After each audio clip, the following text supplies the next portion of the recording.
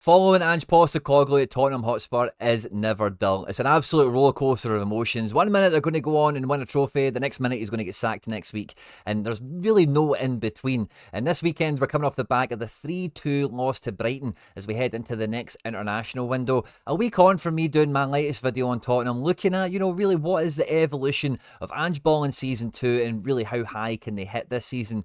Will they bring home a trophy and all that kind of stuff? But I do feel that the Brighton game gave us a lot more food for thought on what Tottenham's strengths and weaknesses are, and really what we hope they're going to be working on in this international break, because it's still a long time to January when they could maybe bring in some reinforcements at any point in the video. If you do laugh, you learn, you like something or whatever, please do like and subscribe to the channel for more content like this, and get into the comment section and let me know what you think is missing from Tottenham or what they're doing wrong. What is the thing here that's stopping them from properly clicking into gear this season compared to what we've seen this time last year? And yeah, let's just get stuck straight into it, because there's been a lot of meat on the bone for what we can discuss with Tottenham coming into this season. The Season 2 development of Ange Ball has been very interesting and ultimately pretty successful to this point. We come into the Brighton game with Ange going for that more attacking midfield, with Bentancur in the anchor position in the base, with Kulusevski and Maddison allowed to go forth and multiply the goals, as it were. And looking at the player ratings coming out this game, you can see that the front three were involved in a lot of actions. The thing with statistics that a lot of people miss as much as anything, but when you get like a statistical rating like this, like out of 100 or out of 10 or something like that,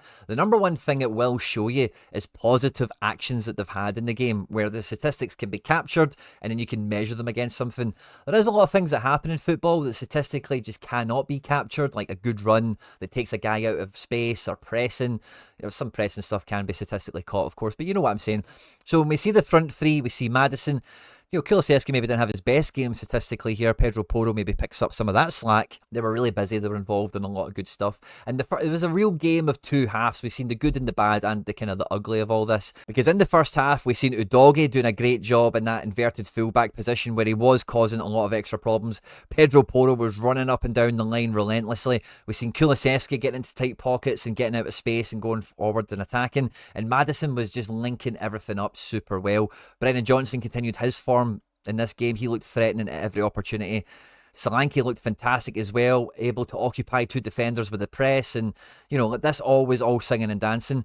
I'm a huge Timo Werner fan. I thought he had some fantastic opportunities in this game, but he is really the first point where you look at this match and think this game could have been a lot different for Tottenham. Timo Werner had some amazing opportunities in this match. There was one early in the first half where he gets into this position and he puts it across the box for Brennan Johnson and he can't just quite get on it. The ball could have been a little bit better. Maybe Brennan Johnson could have went for the run a little bit earlier. But not only that, but Werner got through himself once or twice and really should be hitting the back of the net. And in the first half they go 2-0 up. Solanke and Johnson connecting very well for the opening goal, and then Werner laying the ball off very nicely for Maddison for the second. And you're thinking, wow, this is an exciting match. Brighton are not going to give up in it, and you just felt that more goals were coming. And if Tottenham could keep in with this kind of tactic and this kind of shape, then it was always going to be a really high scoring game. And with them having the 2-0 advantage at half time, you would have expected them to go on and win the game. But the difference, I think, in the second half was this lack of defensive midfielder, because as we know, Van de Ven and Romero are not just awesome recovery defenders. Van de Ven especially likes to actually encroach into the opposition area and likes to actually put some extra pressure on them, likes to put an extra body for his team into their half and just give them some extra problems to try and have to deal with. And the main problem with this, as we've seen with Tottenham a bunch of times, is recovery. So if the ball turns over and Mitoma's going to go on the break, or Minte, or the ball's going to get played into Rutter or even Welbeck, these types of players, you're asking for everyone to return and recover back into their position. And Udogie's, like, the error led to goal that we get for Udogie is the real symptom of, I hate seeing players, like the whole team defensively, retreating back to the box, retreating back to goal, trying to make sure you keep up with the runner. Can someone go out to the wide area and confront the ball? Whatever it might be. You always need somebody that can just put their body on the line, just confront the ball, go to the man it's danger, go to the ball. And Bentancur isn't really that guy. So much so, you even kind of seen it for one of the goals. I forget which one it was, but he's out in this kind of space here and he just doesn't get to it in time. He's just not a ball winner. He's a decent midfielder. You guys love him. I've seen an improvement in him, or I've seen an evolution in him, certainly, since his time at Tottenham, where he can evolve into being an Ange ball player, which has maybe been the main criticism I've had of him. But the thing that really baffled me about Tottenham in this second half is that they kept Bentancur on for so long. It wasn't until the 80th minute when we seen Ange make his first subs of the game. He makes a double substitution to bring on the other midfield duo of Bissouma and Sarr. And he does this for Bentancur and for Werner. And they're basically just pairing up, and they're trying to allow the rest of the Tottenham team to, try and go forward and attack here with a bit more of a base to protect them as they kind of go on and try and bomb on. And for me, this was just trying to catch the horse after it bolted. I really thought, especially when it's the 48th minute, Minty gets that goal, really turns the tide in the match. And I know the strategy is keep attacking. It's probably the best form of defence. If you score another goal, it's going to be way harder for them to catch you. I totally get that.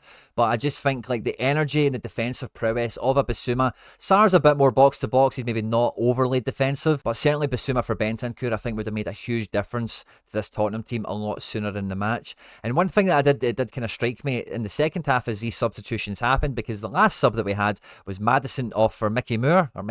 And you guys have been telling me in the comment section that Werner is stopping this guy. He's bottlenecking this young player from your academy getting into the team, and he is a real talent. And this is the first time I've seen him properly, and the little glimpses he showed in this game, he looks really exciting. And I think with the chances and the opportunities that were coming for Werner, again, once it got to like 2 each or something like that, like the main thing I'm so surprised about with Ange here is he waits till the 79th and the 85th minute. I'm used to seeing Ange making substitutions a bit earlier, being a bit more decisive in the change of the guard, as it were, to change the tactics in a match and try and firm up a result, or try and push on and go and get a result back that's maybe went away from you.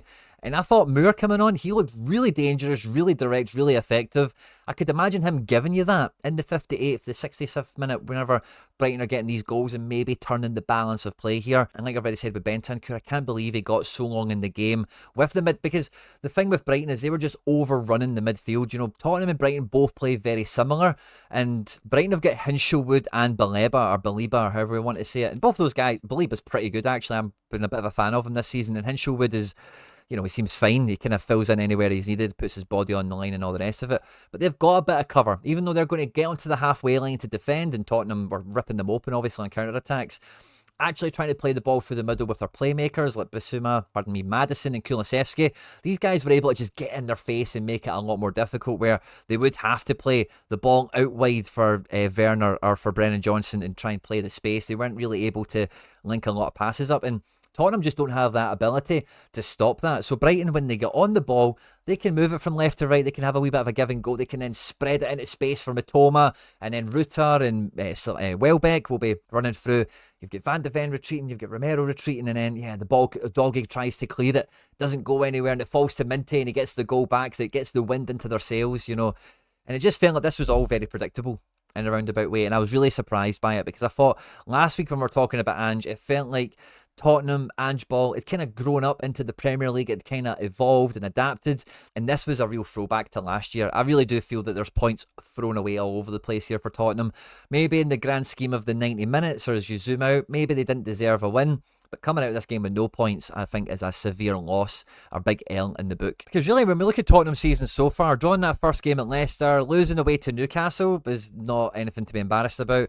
Losing the derby, very tight 1-0. Arsenal obviously genuine title contenders. This is a perfect run to the season so far, scoring 3 goals on the regular, playing midweeks, playing weekends.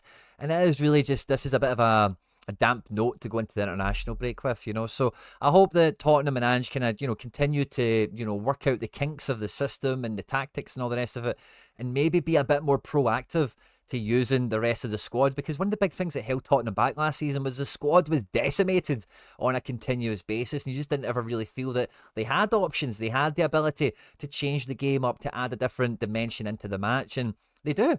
This Mikey Moore has definitely got the beans in him.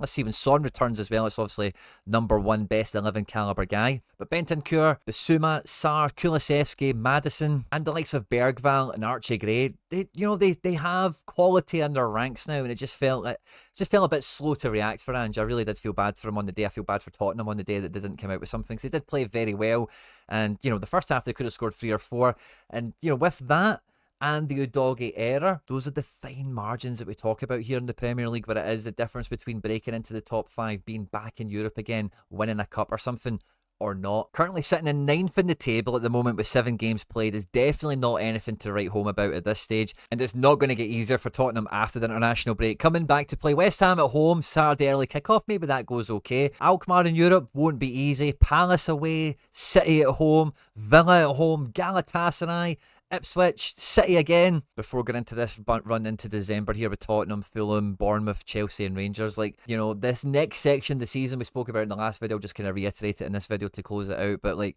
you know, this is where Tottenham season could be decided, is this post-international break stage. So let's hope that they kind of learn their lessons, iron out the kinks, and let's hope we see an even more exciting version of Tottenham when we come back from the international football. I hope you enjoyed this one, guys. On screen and now some other stuff that I've made that YouTube thinks you might enjoy. I hope you enjoyed this one. Don't forget to hit the subscribe button for more content like this. Stay out of trouble, and I'll catch you on the next one.